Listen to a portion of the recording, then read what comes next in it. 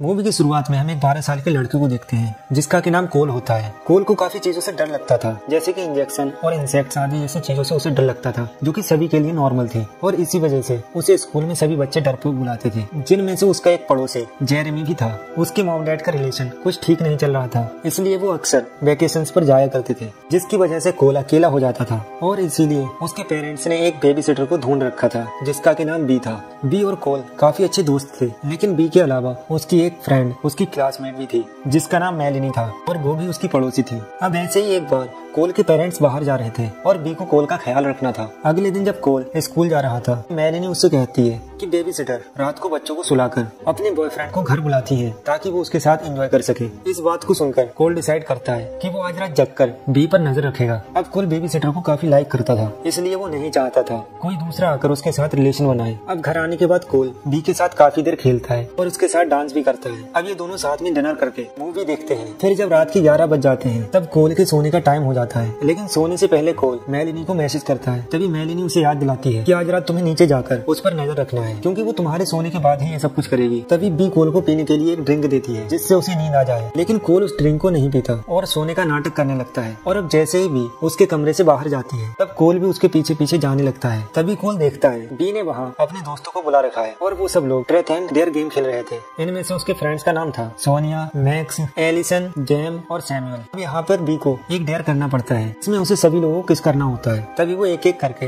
उन सबको किस करने लगती है, लेकिन लास्ट में जब बी सैमुअल को किस करती है तब वो अचानक उसके सर पर 2 चाकू घुसा देती है और रूम में मौजूद सभी लोग उसके खून को एक बर्तन में इकट्ठा करने लगते हैं। ये देखकर हमें पता चलता है कि बी उन सभी अपने दोस्तों के साथ एक सैटेनिक रिचुअल करने वाली है। इसे कोल देखकर काफी हैरान होता है। इसके बाद बी उन सबको एक बुक दिखाती है। बी कहती है ये एकमात्र ऐसी बुक है जो कहीं भी नहीं मिलेगी, यानी कि ये इकलौती बुक है। अब बी उसमें एक लाइन पढ़ने लगती है जिसमें लिखा होता है कि इस किताब के एक वर्ष को पढ़ते वक्त उसे बलि दी गई आदमी की एक खून की बूंद को इस पर डालना होगा, तभी कमरे में मौजूद सभी लोगों की एक विश पूरी हो जाएगी। लेकिन इस सबको कंप्लीट करने के लिए उन्हें एक मासूम बच्चे का भी खून चाहिए होगा, और वो मासूम बच्चा कोल ही होने वाला था। इधर कोल अब ये बातें सुनकर काफी डर जाता है और जल्दी से भागकर अपने रूम में पहुंच जाता है और पुलिस को कॉल लगा देता है और वहीं पर वो सोने का नाटक करने लगता है। तभी कुछ देर बाद वहाँ बी अपने दोस्तों के साथ आती है और एक इंजेक्शन के जरिए कोल का कुछ ब्लड बाहर निकालती है। कोल सिरने से काफी डर रहा होता है, लेकिन वो फिर भी उन सबके सामने सोने का नाटक करता है। दरअसल बी ने कोल के ड्रिंक में कोई दवाई मिला दी थी ताकि कोल 8 घंटे तक सोता रहे, लेकिन कोल ने ड्रिंक पिया ही नहीं था, इसलिए वो अभी तक जग रहा था। तभी ब्लड लेने के बाद भी सभी के साथ नीचे चली जाती है और इसके बाद कोल वहाँ से भागने का प्लान बनाता है। तभी कोल कुछ पर्दों को बांधकर विंडो से नीचे लटकाता है, लेकिन उसके भागने से पहले ही वहाँ पर बी आ जाती है। पर कोल का ब्लड निकलने की वजह से वो वहीं पर बेहोश हो जाता है। लेकिन जब कोल की आंखें खुलती है तब वो खुद को एक चेयर पर बंधा हुआ पाता है, जहाँ पर उसके सामने बी और उसके सारे फ्रेंड्स होते हैं। जहाँ पर कोल उन्हें देखने के बाद अनजान बनने की कोशिश करता है कि जैसे उसने कुछ भी नहीं देखा है। अब बी कोल को बताती है वो उसके साथ क्या करने वाली है, लेकिन तभी वहाँ पर पुलिस आ जाती है। पर उनमें से एक आदमी पुलिस वाले को चाकू मार देता है, जिससे वो पुलिस वाला वहीं मारा जाता है और दूसरे ऑफिसर को बी मार डालती है। और इसी के दौरान एलिसन के सीने में पुलिस की एक गोली लग जाती है, जिस वजह से वो वहीं मारी जाती है। अब दोनों पुलिस वाले मारे जा चुके थे, लेकिन उनके वॉकी टॉकी पर पुलिस के मैसेजेस आ रहे थे, लेकिन इन मैसेजेस का रिप्लाई